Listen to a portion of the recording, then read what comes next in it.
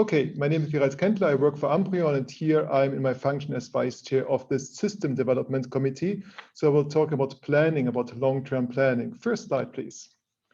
Next slide, please.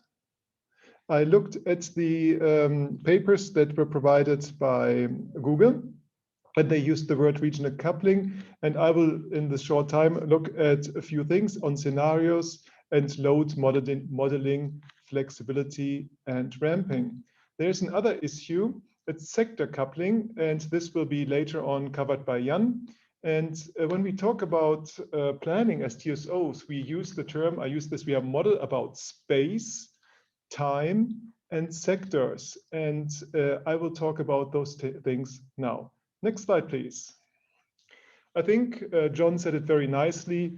The additional renewable energy will be mainly solar and wind. And those are variable in two regards. First, they are variable in regard to time, and secondly, in regard to space. Let's talk about space first. Next slide, please. If we look here at the slide, you see that's a pattern from wind generation from a 2050 study. And in this study, in the year 2050, you see lots of wind in Scandinavia. There's this little green star there in that area. So we have to worry about getting this electricity across all countries where it is needed. And here it is important to note that the European system is fully interconnected. We still strive to increase interconnectivity, but in principle, it is quite fully interconnected. You can see it that the prices aren't for some hours the same all over. Next slide, please. Here we have a different situation. We have now the wind more in the Central European area, France, Spain, GB. So there is no wind in Scandinavia, so we have to bring the energy there. And if we look at the next slide, surprisingly, the wind is again at another place. That is why I say we have to model about space. So we have to see where are the wind patterns, what kind of wind do we have, and where where is it? And we put a lot of effort into this, and this is really one of our key issues so far. But now there comes this initiative from Google, and I think it's one of the most exciting initiatives that I've seen lately. And they say, we want to be 24/7, we want to use RES. And my question to Google is now, can you also move the load? So I made those 3 blue stars there. Is it feasible for you that you have, let's say, 3 data centers in those 3 dots? And you say, when there's wind in France, you use the data center mainly in France. When the wind is Scandinavia, you use it mainly then. And when there's wind, let's say here in southeastern Europe, you use the data center there. Because then not only the generation would travel across space, but then also the load would travel across space. And that would be completely new. And it would also already travel around time, because at different times you would have to use different centers. Next slide, please. And of course, this is what you see every day. The slides, those greens is the surplus energy. We look at the year 2040 year scenario, and in this year you have many hours where we have more renewables in the system than we can actually use, because there are no customers and there's no storage for it. And then we have some hours that is indicated by the blue, where there's actually less RES than we have load. So there we have to fill those gaps. And I think already in the debate we just had it, the first thinking is, I mean, it is really great if you use this excess energy. So the green spikes that cannot be used, that cannot be integrated at this point of time, if you could use them in your data centers at the right time, then you would actually contribute to additional CO2 reduction. That would be great. And if at the times when there's not sufficient wind energy or other renewable energy available, you would reduce the data center load, then it would be also perfect. So if you can actually adapt to this time pattern, and you can even adapt to the load, to the space, then it's perfect. Next slide, please.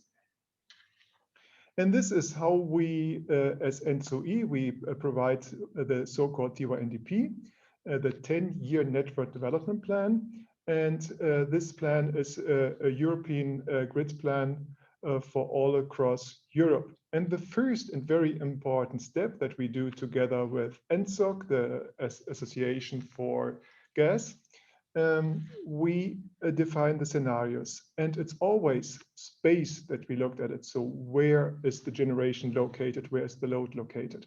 We looked at time. What time, in which way do we expect the infeed? And now I put this green star in between. Do we have load that might be in the future flexible in regard to space and in regard to time? Then we would actually have to dig far deeper into this load question and see how we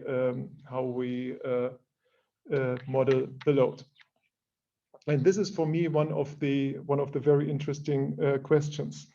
And one thing that I would like to say here that is important, Google said several times, hey, we have a regional approach. And a regional approach is, of course, important. Every time when you use energy regionally, you use it very efficiently. You have less losses for transport and so on. You don't need a lot of infrastructure. However, to decarbonize, it is also good to use RES from far away, as long as it helps to integrate additional renewables into the system. And the next slide, please. So, I'm in good time, and I would like to sum up here. When we talk about modeling across space, time, and sectors, the generation, we have very detailed generation patterns available. And here, just to say, available space for generation is the limit, because there's only certain space to actually build new wind turbines, to build new solar panels.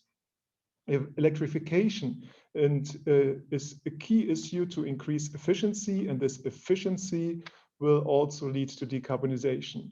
And the future load is, of course, uncertain, and there we have several scenarios to reflect this.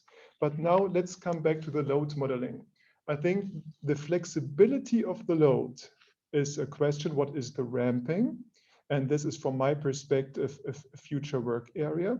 And then the question here that comes up, can data centers like Google be flexible in regard to location, in regard to the generating patterns, so they can actually follow the generating patterns and use the excess renewables that otherwise could not be integrated into the system?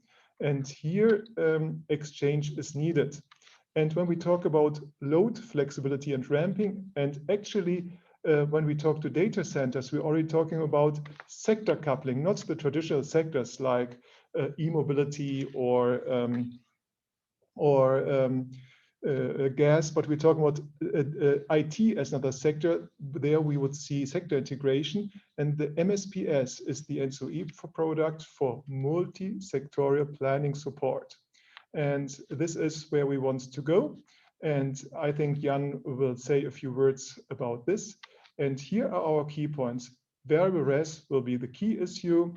We need electrified and flexible sectors, multi-sectorial systems. These are our standard points, but adjustable load in regard to space and time. That would be quite a game changer, and I would really enjoy debating this further. Thank you.